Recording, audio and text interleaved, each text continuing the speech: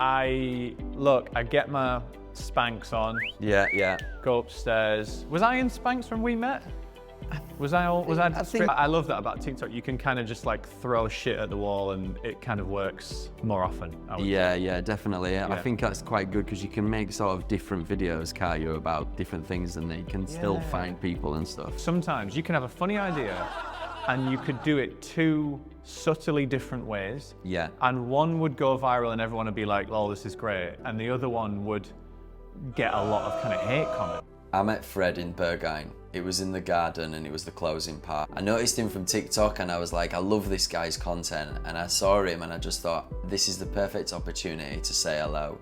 We got on really well and I decided I would ask him if he'd come onto the show. We was talking about electronic music and we were at the same interests. Electronic music, if you're into it, some of your closest friends I probably met through that scene. The conversation flowed.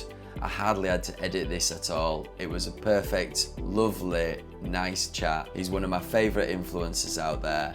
His content is natural to listen to and watch. Enjoy the show. Fortunately, we don't have a mirror because I ordered that from Amazon because I did a test in here on Sunday and I was like, it's a bit weird that you can't see each other's faces. Okay. So I ordered a mirror and when it came and arrived here, it was broken. So, oh, no way. yeah, so I was like super annoyed. So it's fragile on the box and they fucked it. Still. Yeah, exactly.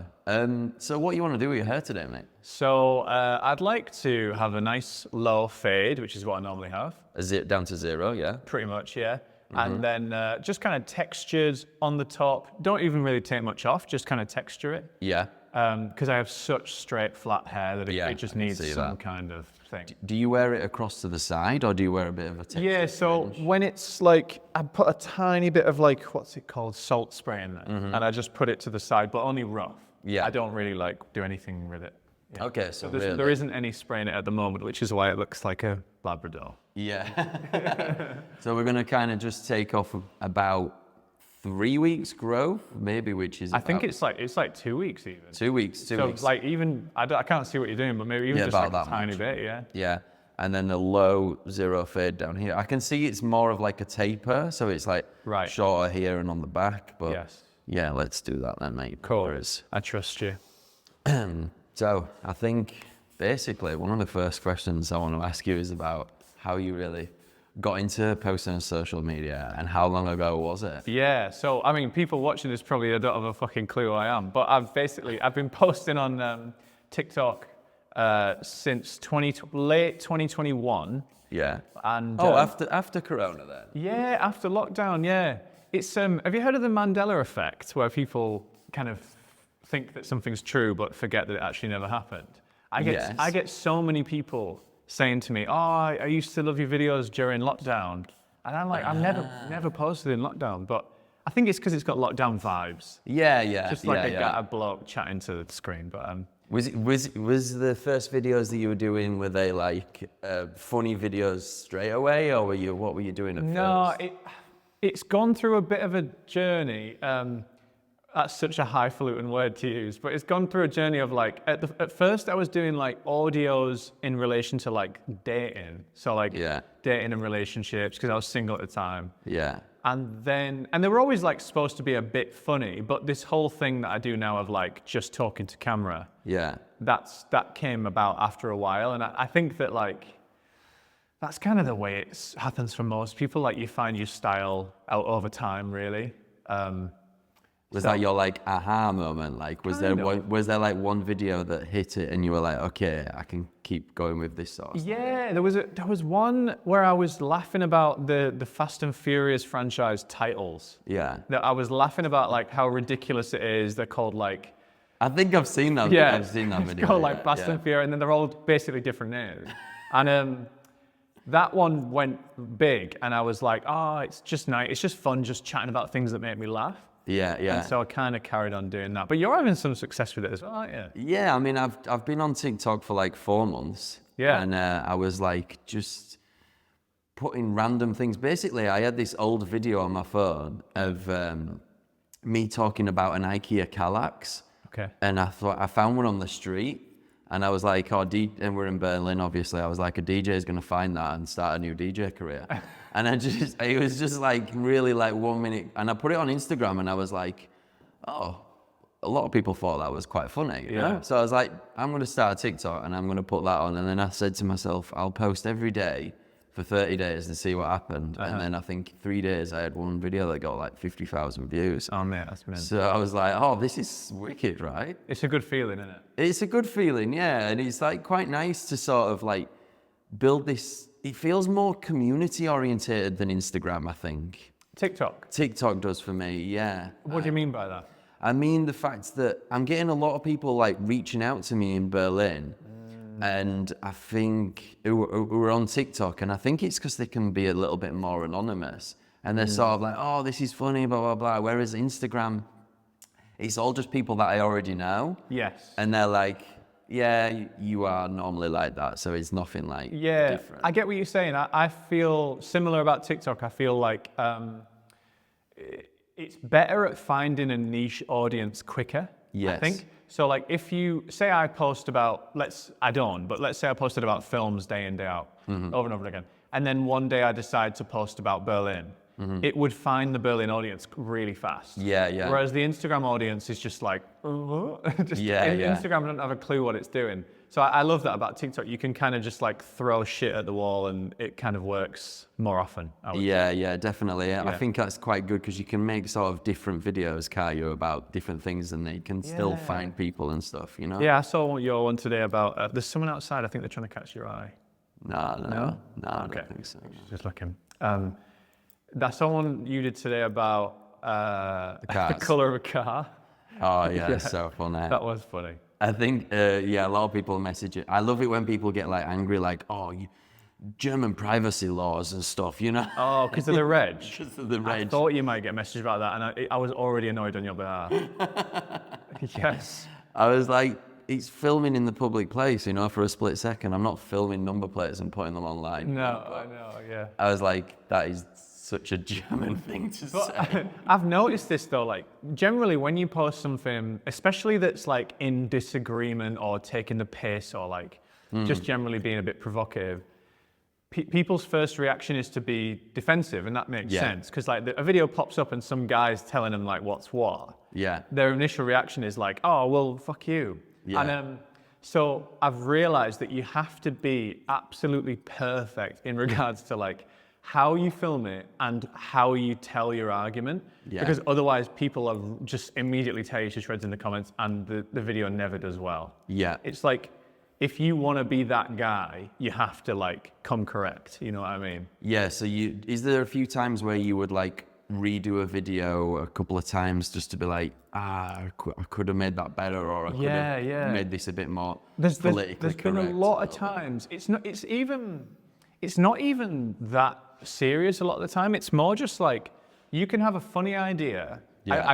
I chew my ear off. I chew my fiance's ear off about this all the time. Yeah. Because sometimes you can have a funny idea and you could do it two subtly different ways. Yeah. And one would go viral and everyone would be like, oh, this is great. And the other one would get a lot of kind of hate comments. Yeah. Like it's really finely balanced, and it can be the difference of like maybe a small piece of the story that adds a bit of context that's really important to like be on your side. It's hard to describe sometimes, but there's a few times it's happened where I've like posted an opinion or a story and I've had to take it down because I'm like, oh, it's actually not what I meant, and now people are kind of maybe getting the wrong impression, and it just kind of gets out of control a bit. Have you had that yet?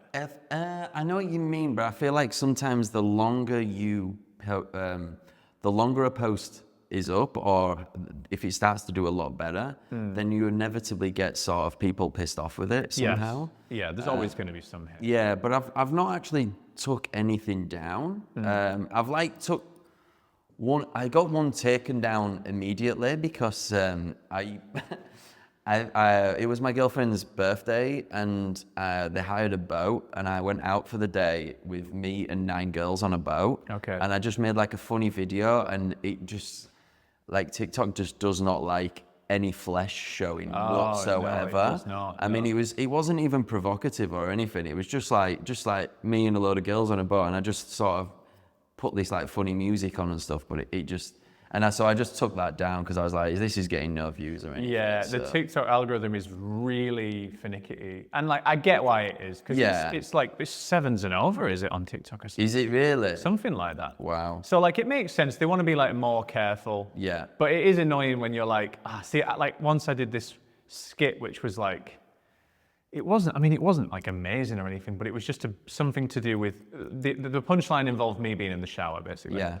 And I knew it was good, and TikTok blocked it, and I was just like, can we just fucking calm down? Like, it's literally the top, like the top of my chest. Yeah. It's nothing, but... I've seen you've done like a few like collab posts with people and stuff, other influencers or, you know, whatever you want to call them. But like, how does that come about? Do you like reach out to them, or do you know them? Yeah, so initially I reached out to like a few, probably 1 or 2 that I really liked. Yeah. I always reach out to someone who I feel like is a similar style or vibe or whatever. And then as time went on, that was quite early on. And then as the years have gone on, recently, it's been more at like kind of shindigs that you get invited to. So like it's always like bullshit launch events of like this wank TV show on E4 or something. Yeah. But then there's always other creators there, and so that's generally how I meet people now. Yeah. But I enjoy them. Yeah. I mean, how does that come about? You starting to get invited to stuff? Is that something a bit more recently, or is that? That's basically since I got signed to a creator agency. Yeah. So they get invites. Oh, that feels fancy. What are you doing there? I'm using a feather razor. Just gives it a bit more texture on the end. Nice. The agency get invites kind of for the whole roster, basically, and they kind of pass it on to who's most relevant. So some fun stuff like. Yeah, that's cool. Like, and do they like the agency sort of? They pay you for what you're doing, or how does that work? So they get brands come and request like my quote unquote services through them, and then they pay the agency for my services, and the agency pay me like a monthly amount, basically. Because your day-to-day job is it a corporate job, is it? Or? Yeah, well, not at the moment, because I've managed to sack it off at least for now. Yeah. But for on and off, I've been doing like freelance bits. Yeah. So I was full-time, started doing TikTok, and then I did like a few freelance jobs just because it's quite scary just to quit and only do influencer stuff. Yeah. But at the moment... Even more scary in Germany, because then you've got health insurance to pay. Oh, yeah. I forgot you do that. Yeah. Do you reckon you'll...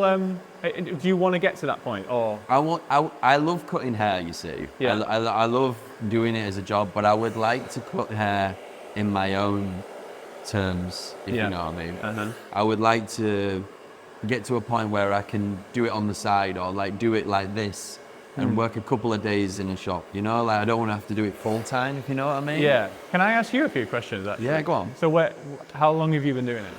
Cutting hair? Yeah. Basically, I've done many jobs, mate. I've had many different jobs through my life, but I used to be working construction for about 8 years. Yeah. And I retrained as a barber in like 2014. Oh, nice. And I went to Australia to be a barber on the beach, cutting hair, surfing in the afternoon, and all that sort of stuff. Nice. And when I got there, I was like, how much do you get paid to do construction work? Oh, yeah. The money was so good that I just ended up going back to it. So. I went to Australia for 3 months, and like even doing freelance like odd jobs, the money's unbelievable. Yeah, it's like I think minimum wage there is like $23 an hour or something. So it was good. So I ended up going back to construction, and then after I finished, I knew I was moving to Berlin. I knew I wanted to come back to Europe before Brexit.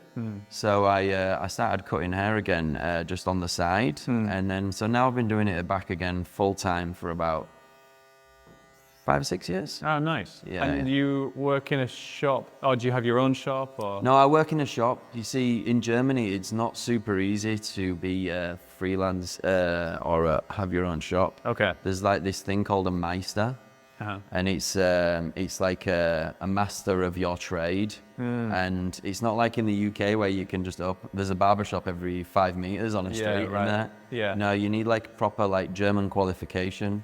Oh, is that for all jobs or as in just for this? That's for most jobs, but they don't recognize barbering, so you would have to become a hairdresser, and the whole course is about 4 years long, and it costs an absolute fortune, and it's just quite unrealistic for Fucking hell. someone like that. So That's why everyone in Germany's got an unbelievable lid. yeah. Because everyone's got 4 years training. Mate, it's actually crazy because the barbering standard is not as high as it is in the rest of Europe, but it's definitely getting better. Right. Just because, like I said, barbering's not really recognized so much. Mate, I'm not saying the barbering in London's terrible, but you'll be getting I'm getting my hair cut at the moment by this new barber I'm going to. It's just like the owner's son, and I swear he started about 3 weeks ago. Really? And like that's just, I feel like that happens in Britain all the time. Yeah. I mean, like you can open one up straight away and just start cutting hair and making money from them. Like so. I know it's like, I think there's like sometimes when there's about 10 on one street, you're like, this is money laundering. An absolute drug front. Where's the best in Europe for barbering, do you reckon? I'd say London and the UK. Really? Yeah, I would say the UK is definitely up there. The standard is really good. Fair. All the trends sort of seem to come from there and like filter around the world. What trends are going on right now, do you reckon? Well, I think basically it was mullets, but now it's going a bit more of a softer mullet. Okay. So it's not such a sort of harsh fade on the side and a big long mane at the back. It's a bit more of a lower taper and then a bit more softer at the back. Okay. Guys are wearing it, unfortunately you won't be able to, or me wearing it backwards and stuff. My hair goes too strong forwards and yours is really straight. I always look at it and go, I'd love to have like hair that goes backwards. But oh yeah, I'd love to have that type of hair that you can like do anything with, really. Yeah. Like my hair will not do anything. Yeah. If I try, it never looks good. But like, my mate, he's got that type of like Clark Kent hair that's like, he's got a few curls at the front. He can slick it back if he wants. Yeah. It's frustrating. You're like, wow, you've got really good hair. I know, I'm not friends with him. Blocked him. How did you end up going to Berlin and going to Berghain then, Yeah, so I moved to London to start going out, because like, I mean, you're from Wakefield, right? Yeah, and you're from Scarborough? Scarborough, yeah. Yeah. So Scarborough is the edge of the earth, there's nothing there. Yeah. And then I went to uni in York, which is like, similarly, just pubs, basically. Yeah. But all this time I've loved, like, let's just call it electronic music since I was a kid. And then after uni, I was like, right, fuck it, I have to move to London. I was on the terrible like intern salary. I was like, I just need to start going out. Yeah. Anyway, when I got there, my mind was already blown, because I was like, I didn't even realize how big clubbing culture was, because I just grew up in a bubble. Yeah. And then I started to learn about Berlin, and I was like, fucking hell, they don't even like shut up shop there. They're just open all weekend. So then I set my sights on Berlin. Did you go to Ibiza first or anything? No, fuck that. No. You can just tell it's wank. Yeah. From afar. I had my Ibiza era. I had 2008 to 2012. But that's quite a good time to do it, isn't it? It was good. And then like you, I came to Berlin and I was like, what? Yeah, because by the time I kind of wanted to travel to do it, it was like 2017. It already jumped the shark by that point. Yeah. So, yeah, came to Berlin 2017, and honestly, like everyone says, first time in Berghain, just was just a transcendent experience.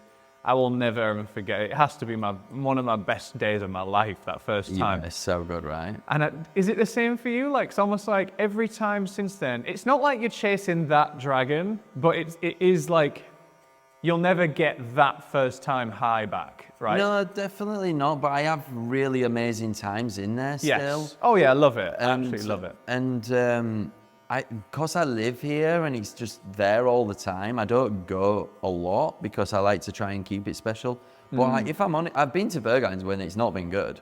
Right, yeah. I have been when I've been like, well, that was an average Berghain. Same, couple of times for me, but yeah, I guess it'll happen quite often for you then if it's like every week. Well, I mean, when I first moved here, you're going all the time, and then the pandemic happened, and then I was like, we couldn't go. Bummer. Oh God, there was one time where they opened everything up, and it was like too soon, so they decided they were going to close everything, but they decided to do it after the weekend. So basically, the news sort of came out that there were going to be a lockdown on Monday. Oh, right, and right. Berghain was open, and and my girlfriend was inside. All my friends were inside, and I was like going to go later for some reason. Yeah. And as this news came out, Natalie was like, "You have to come because they're gonna close Berghain, and we don't know when we're gonna have it open again." Right. So I was like, "Oh, okay." So I joined the queue, mate. The queue was only about 30 meters from the front, Okay. and I queued for 7 hours. No. And I queued for 7 hours, and I got to the front, and I probably looked like my soul had left my body, and they just went. And I'm with my mate who's got like face tats and mustache, like he's never been rejected, and we were both fucked from Sunday. And he went, and I went, I'm off to home. I'm off home. I just went home. I run the hottest bath, and it was freezing cold. Yeah, mate. Oh, because you asked me if I've been rejected. That first visit, I managed to get in eventually, but the first time I got rejected because like. I was in the queue for, I think it was 4 hours. Yeah. And when you get to the front and you feel like you've been standing that long, you feel like I can feel my heel bone, like, like touching the ground. And you haven't spoke either. No, you're never gonna look confident. They're never gonna want you in. You're just like a shell of a man at that point. So that was when I got rejected as well. But then I went back all sprightly, 7 a.m. I was like, I'm bitter. All fine. Do you like mate? The beer, the tea drink that everyone sort of drinks. Yeah, I absolutely love it. But caffeine sometimes does a bit of a, what's the word? Does me dirty sometimes. Send you a bit west. A little bit, yeah. I've got a sensitive stomach, guys. What can I say? Yeah. But I absolutely love it. So like when in Rome, kind of thing. Yeah, I mean, when you have a drink out of the top and then you put vodka in it and stuff like that. Yeah. So I do that a lot with Biozish now. Yeah. Because it's just like caffeine free, but said the most boring man ever. But yeah, no, I love mate. But I don't understand why there's mate and then there's mate. Oh, I don't understand. Is it just more caffeine? One of them is tastes like it's got like little bits in it and stuff like that. It's a bit weird, of a weird taste. I really, do you know, I love that about the club though, like the drinks variety is unreal, isn't it? It's not bad actually, yeah, it's not bad. I mean, like the beer variety is either Helles or Pils. I wish they had cider a bit more here, because I just love a cold quenching cider, you know, when you're a bit like parched. That's two Brits talking. That's two Brits talking. Yeah, I feel exactly the same. Every time I go, I'm like, where's the dark fruit? You know? Yeah, like strong bow. What's strong in German? Yeah. I know. I feel the same. But I've managed to find a bit of a substitute for cider, which is is it the Schürfenhofer? Oh yeah. It's quite nice. Yeah, it's quite got nice. a bit of a fruity, and it's light. Yeah.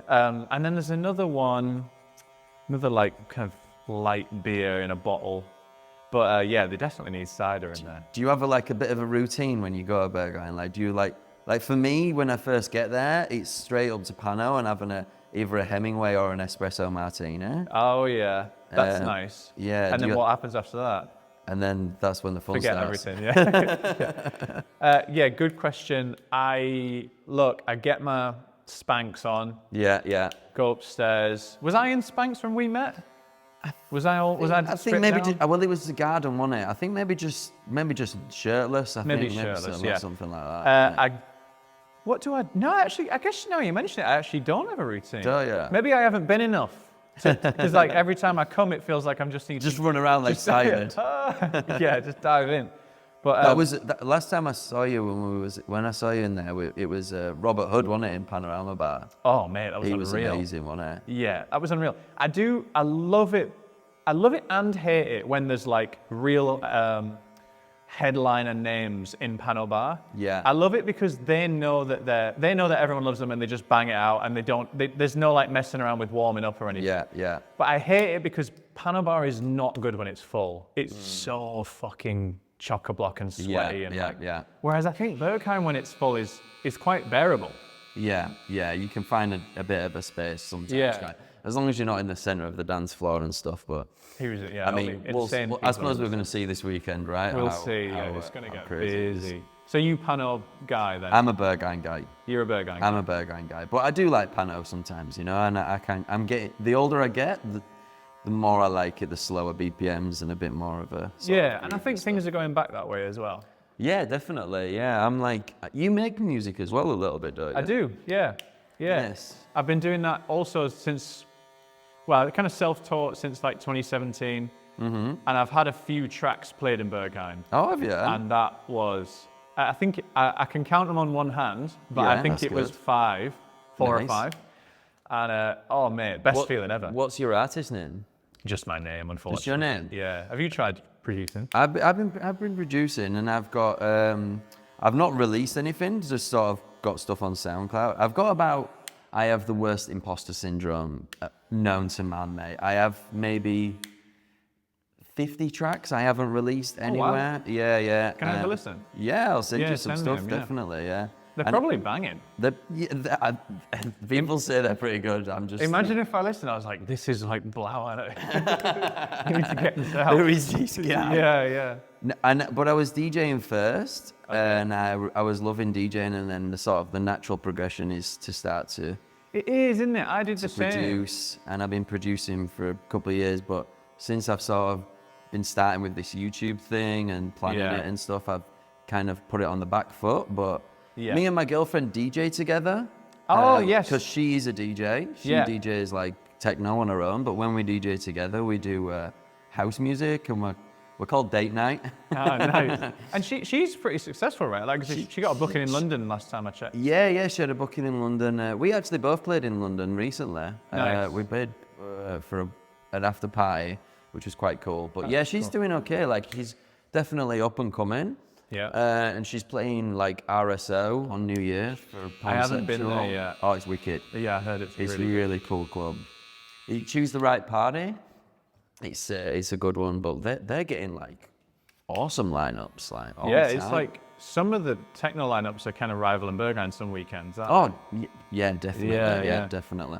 Well, she's doing very well then, play there. Yeah, it's like, I think she would obviously love to play Berghain, but she's played Trezor, she played RSO, she's played About Blank and all this sort of stuff. So I think it's moving in the right direction for her. And that's right. If she gets, I feel like you just got to climb that Berlin ladder, aren't you? Like it's a lot of networking as well, and sort of climbing that ladder and speaking to people. And she's producing now. She's been producing for a year, like on a course. I mean, I was trying to teach her stuff, but it's like we've been together 8 years. I mean, when you try and tell someone how to do something when you've been together that long, it's like, shut up. And it's weirdly frustrating producing as well. It's so hard to describe like something that's in your head. And also, like, I'm at a level where I can't teach because I don't really know what I'm doing myself. I'm just putting it together. I'm experimenting. And also, I don't know about you, because I just kind of learned by flicking around. My process is fucking awful. So if I try and tell anyone what I do, they're telling me that it's like, I don't think that's right. It's like the way I'm doing it. That is confusing. But it's worked out in the end. I was also trying to DJ at first, but you have to really want to do the networking side. Yeah. And I don't. Yeah. And I was also I did all right in London. Like I ran some parties and that, but I kind of felt when I was DJing, I was like, I think really good DJs, I respect them massively. Yeah. But at the same time, they're playing tracks often produced by other people. Yeah. And I ended up just thinking, I think I just want to hear something I've made. Yeah. Rather than like people cheering you for playing someone else's stuff, like they're kind of cheering the producer really. Yeah. So if I can get tracks played in clubs and hear that must be a good feeling, and it has been great. Like. So how did you get who played your tracks? Can you remember? Yeah.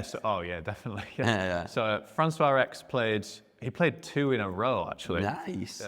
Were you there? Yeah. So I knew he was playing, and I knew he'd played my tracks on a Boiler Room the week before. Oh. So I was like, I'm going because I reckon he's going to play that. Yeah. And then he played 2, and then Luke Slater played a remix it was my remix of someone else's track. Yeah. And absolutely banging. And then there was How did you get to do a remix of? Did you just reach out or did they send you it? Oh no, it was a remix of a friend's track. Sorry. Okay, right. And it was released on vinyl, which is why I think he liked to play it. Yeah. And he played that at a festival. That one did quite well. Yeah. And then there was Kyle Geiger played my favorite track I've ever produced. Yeah. And I nearly lost my mind. That was at the last, was it Easter? I think he was playing. Yeah. I think he closed that one. And mate, fucking unbelievable. That's pretty sick to hear. And then it was Francois X again. He came back and played another one. Yeah. So Francois X is we're on. He's your number one fan. We're on DM terms. Yeah. But it's really sad when he sends me a message saying, "Have you got any tracks?" And I'm just like, "Not really."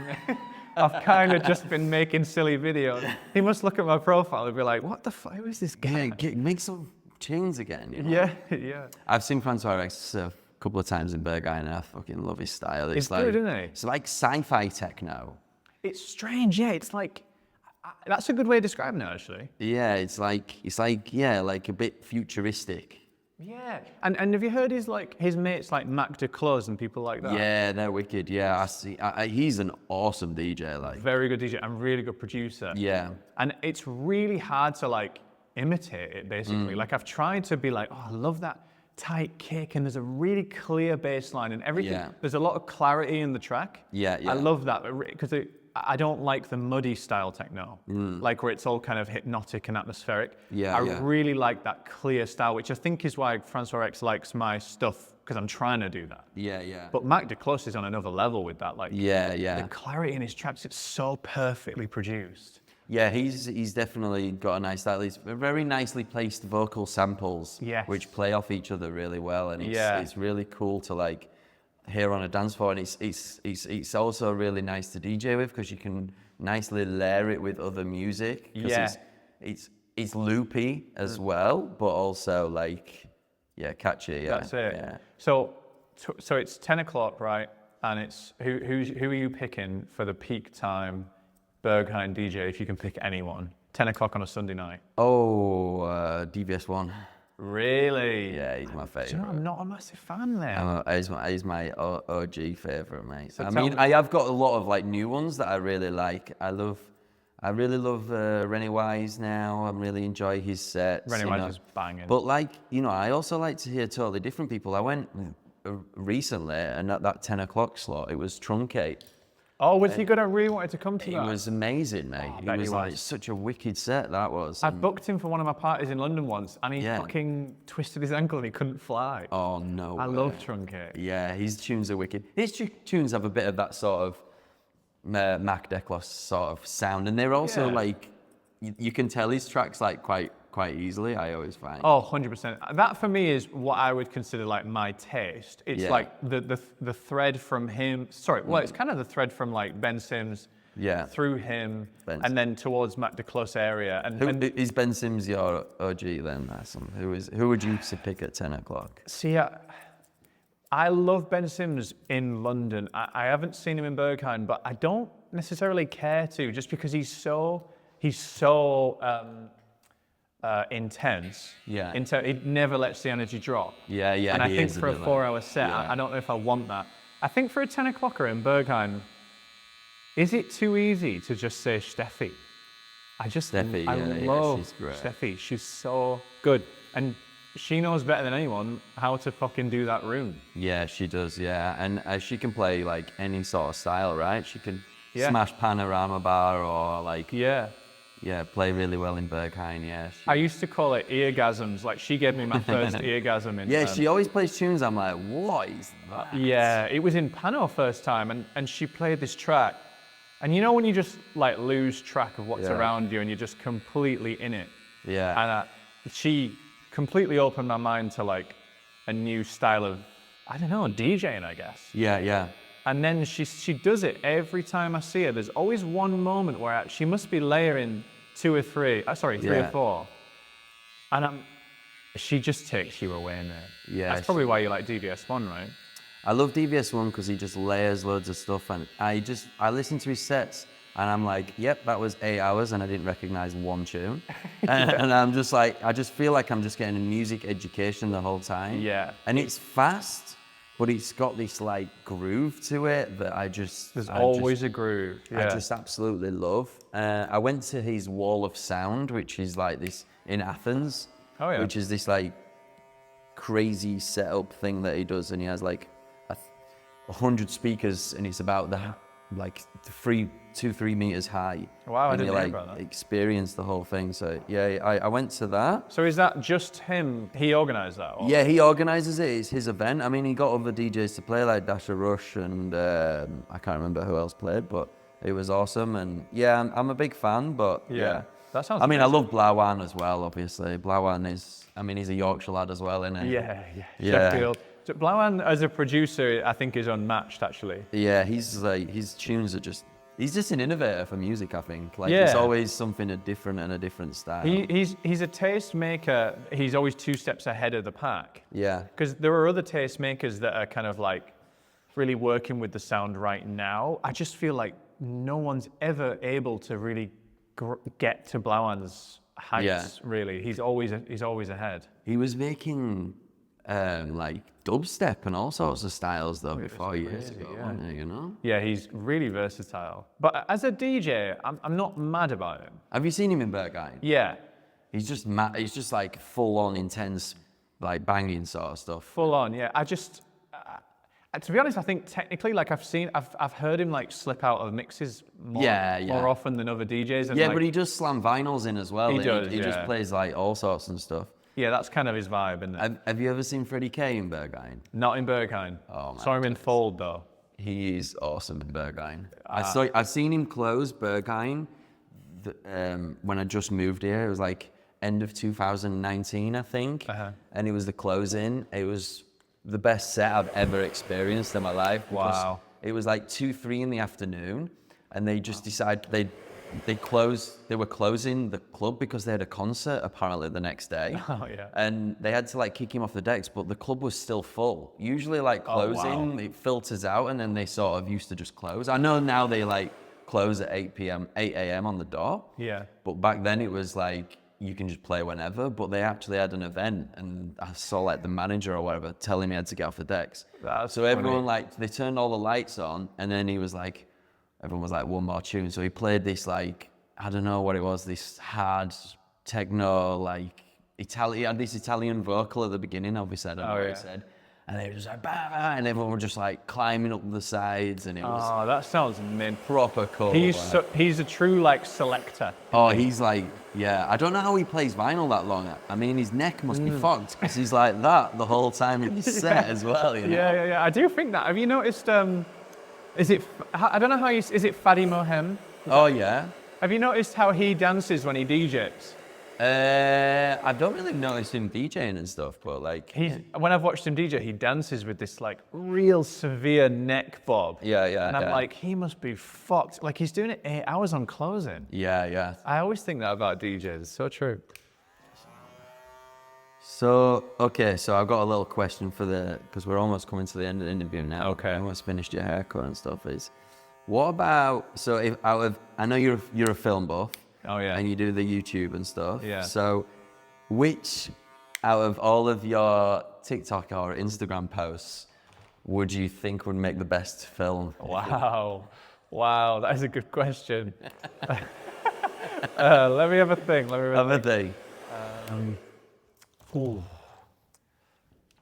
Like I know you've done like a few like corporate ones or something like this. That's where I'm leaning. Yeah, I think I've got this odyssey against my colleague Jenny in my corporate skits. Yeah. And I feel like that could be a good like a movie, office-based comedy movie. Yeah. Yeah, like a sort of Ricky Gervais sort of real life funny sort of. It'd be like Horrible Bosses but good. Yeah. Cool, man. So cheers, I'm gonna mate. show you that. I'll have to show you on this mirror. Just kept it nice and low, the tape around the edges. Yeah, nice. Blended down the side. Cool. And give it loads of texture. You're not pointing the mirror at me, are you? I'm gonna. No. Have a look. Oh, nice. Yeah, it looks nice. Cool. All good? Thank you. Yeah. Always, mate. All right, and thanks for coming on, mate. Cheers for that. That was good.